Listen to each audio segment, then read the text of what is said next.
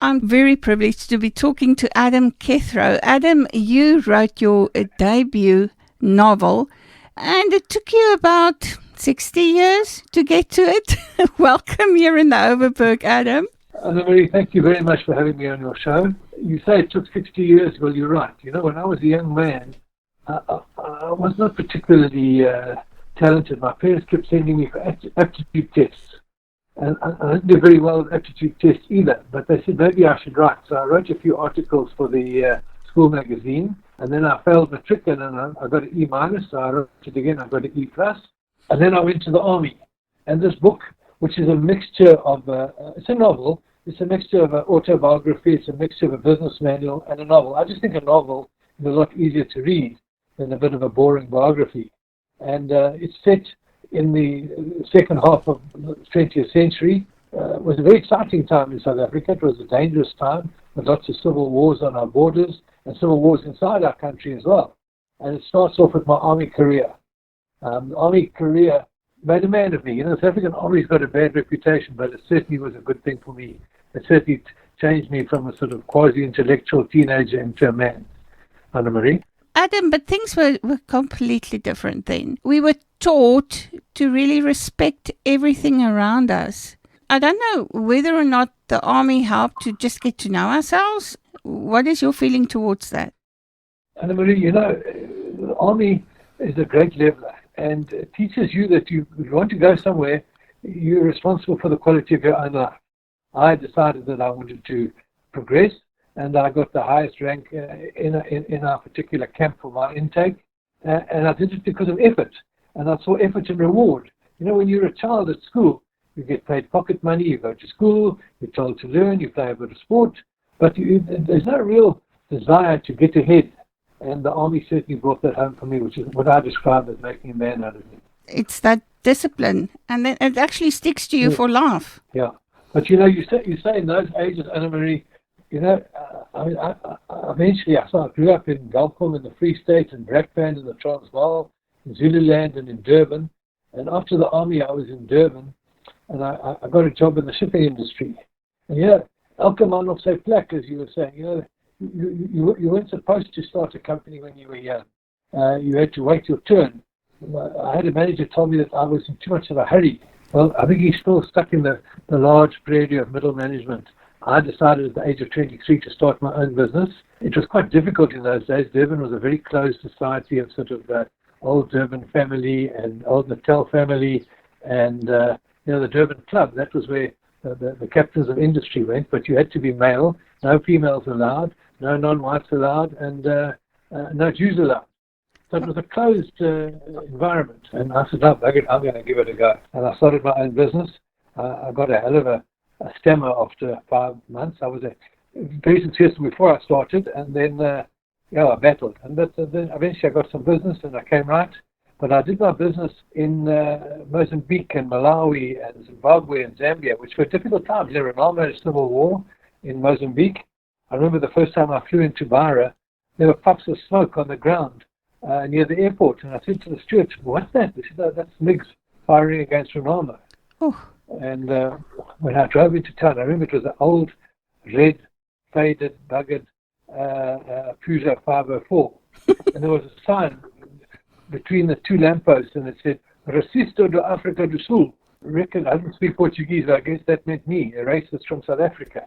It was quite an experience, but it was easier to do business where it was harder to do business, if you understand what I'm saying, Annemarie. As you said, I think it was very difficult to get accepted in the business world. Absolutely. You know, I was there. I started when I was 23. I retired when I was 25. I retired when after 25 years. In 2005. Not when I was 25. I wish I love that. you made all your millions in 2 years. Can you imagine? Like the lotto. That sounds like my type of man, so carry on. So I retired in 2005, and in 2008, Standard Bank and my staff bought me out. When the staff of the, I thought it was two, myself and the secretary. There were then 700 people, and 45 of them were already millionaires because I'd given shares to my staff because they helped me make money, so I had to help them. And today, that company is called Steinberg Bridge employs 2,700 people.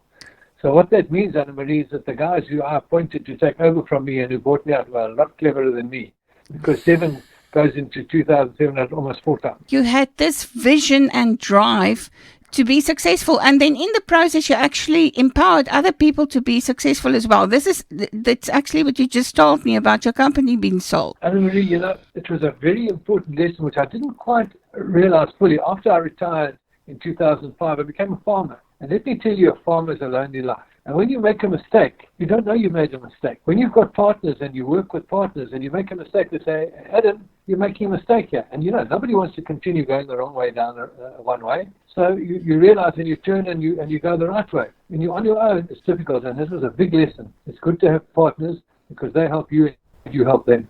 You only notice your mistake when you're supposed to harvest. Correct. And Correct. And then you've already spent a whole lot of money on the wrong type of things. Wow. Yes, it's actually a life lesson. Yeah, absolutely. And I always wanted to write a book, but I thought, let me rather make some money first, and then I can write the book at my leisure. So I've written 3 books, Anna-Marie, trilogy. This one is called Pleasures of the Harbour, because it's really about my shipping business that I was in and my experiences around that, starting in the army, and up until the time I retired. And then I've got a book from 7 to 17 that I haven't published yet. And then I've got a book of my story as a failed farmer in the Natal Midlands. Where do we find these books, Adam?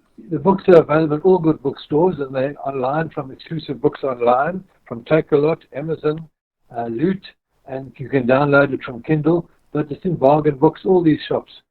You can find it. It's really, to my great delight and certainly my surprise, it's flying out of the shops. I don't know why, but I think it's because it's a novel and it's a story of South Africa and South Africans growing up in a time, and maybe the kids that are born, sort of the year 2000, they don't know what life was like in those days. It's like a bit of a history book. And for those of us who are in their 60s, it's maybe nice to call those days and see what excitement and peculiar life we had. And I had a lot of experiences and a lot of adventure, which is in the book. What is absolutely mind-boggling or blowing, I don't know what the right word will be in English, is the fact that you've seen some of the world's worst and best things happening in your lifetime, and you are still going to see some. I mean, you were born just after the Second World War, and then you lived through the apartheid era where things were completely skewed. You went to the army, and you were forced to do that. It was not negotiable. You saw the ANC, the whole struggle, and then you saw Nelson Mandela, and then Zuma doing everything wrong that he could to undo what the ANC has done. Then COVID. I believe you have more than enough material to write us another 3 books. Anna-Marie, I'll just tell you a quick little story. Now, you talk about that time. Tanzania, Dar es Salaam, they had sanctions against us. So if you had to go to Dar es Salaam, you had to have a British passport, and you had to go, and I don't have one, but my colleague did, fly to London and buy English clothes, and then fly into Dar es Salaam from London, because you couldn't fly from South Africa. But there's a lovely story. The manager of our agent in Dar es Salaam, his name was Kaburu. Is that Swahili? What it was, in the 19th century, a lot of Boers trekked up to Tanzania. They must have farmed quite close to where he was in Morogoro. And Morogoro was where the ANC Mkhonto Caesar camp was. Okay. So because he was a very pale-skinned black man, they called him Kaburu, to Swahili for the Boer. Oh my goodness! And there you were, an English Kaburu. Absolutely. So we were Boer together, Kaburu and I.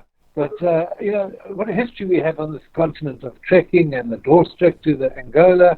It's an exciting and interesting area. It's unfortunately in a bit of a depression at the moment in South Africa, but this too will change, Anna-Marie. That's what I wanted to ask you. You've seen all of this happen. What do you see in the future for us? Do you think there's hope for all of us? Anna-Marie, the one thing I don't understand in this country, if you can't do the job, you must resign. If you ask me to do something for you, and I try and I can't do it, I come to you and say, Anna-Marie, I can't do this, I'm sorry. You'll have to find somebody else to do it. There's no shame in that. You either can do it or you can't do it. In this country, If you can't do it, you just carry on. You get promoted. You get promoted, and I don't understand that. It just has no logic to me. But let me tell you this. I've got 2 young sons here in this country, 21 and 22. And I said to them, you know what, when it gets more difficult, what was it we used to say in the old apartheid days, when the going gets tough, the tough get going. Maybe things are going to go through a rough period, or we are in a rough period, but then there's more opportunity, you know, there's less competition, there's more opportunity. Try and take the positive out of it. That's my view. In my view, I actually saw South Africans bounce back. I mean, something bad can happen 2 seconds thereafter you receive a WhatsApp or whatever with the most hilarious joke about it. South Africans are like that, huh? And your book is also filled with humor. Absolutely. I went to a place called Sedilo Hills, which is a hill in the middle of the desert in Botswana, with a friend of mine called Kobus Botha. And he's quite an artistic guy. And there's a painting, Sedilo Hills. And he stood there in his Panama hat. And I took a photograph of him. And he said to me, Adam, nie van hier nie maar gestuur, man. I never forget that. Adam, if our listeners would like to go and have a look what you're busy with in your life, do you have a Facebook page or some social media platform where we can visit you? I have a website called adamkethro.co.za, and there's also a Facebook page which is maintained by the publishers, and there's all the various details and developments that happen on the website. And you're not done yet? Anna Maria, you know, we're very surprised. This book is really selling very strongly. People are really enjoying it. So I want to wait about 3 or 4 months, and then I'm going to publish the first book, which I've called Zebra Crossing. Zebra Crossing, that sounds black and white time. Yeah, very South African. You're going to sell that internationally because people do the animal print thing now. That's it's high fashion.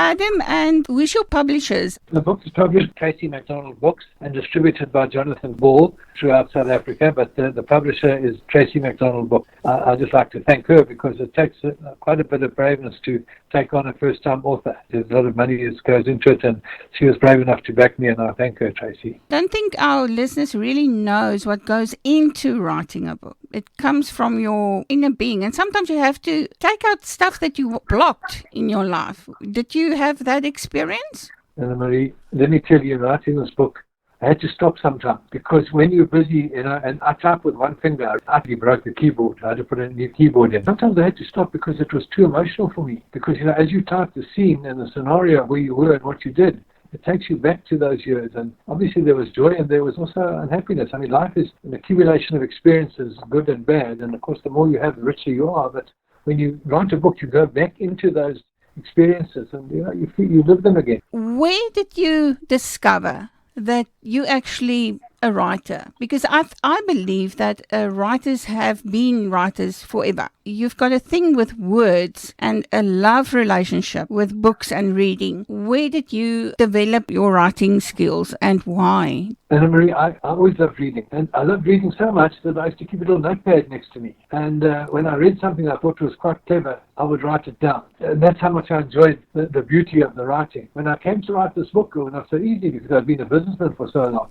I was used to writing memos with bullet points, not novels. So I did a short story and I sent it to a friend of mine, a very erudite and very clever man. And I said, what do you think of this? This is my first offering. He said, I think you need to get in touch with these people. They're called All About Writing. They're going to help you. And they did. I went on some courses. They taught me and they certainly helped me craft the novel because there's a craft. It's like a story. You have a craft to tell your story. And it's the same thing with writing a book. You can't just have an accumulation of experiences in different chapters. There has to be a sort of a central theme to carry the reader through. I had a lady who worked for me a long time ago. She phoned me last night and said, Adam, I just finished your book. I stayed up till midnight last night. I couldn't put it down. That's the best compliment you could ever have, you know, if that's what it is. That's what you want. What message would you like to give South African people at this time in our situation we are? Anna Marie, my late father gave me the best advice ever. He said, we're all responsible for the quality of our own lives. We can't blame other people for what happened to us and what can happen and did happen. We have to take control of our life, and we're responsible for the quality that we make for ourselves. That's the best advice I can give people. I'm not a politician, but I've created a quality life for myself, and I wish everybody would create a quality life for themselves. Do yourself a favor and get the book Pleasures of the Harbour from Adam Kethro.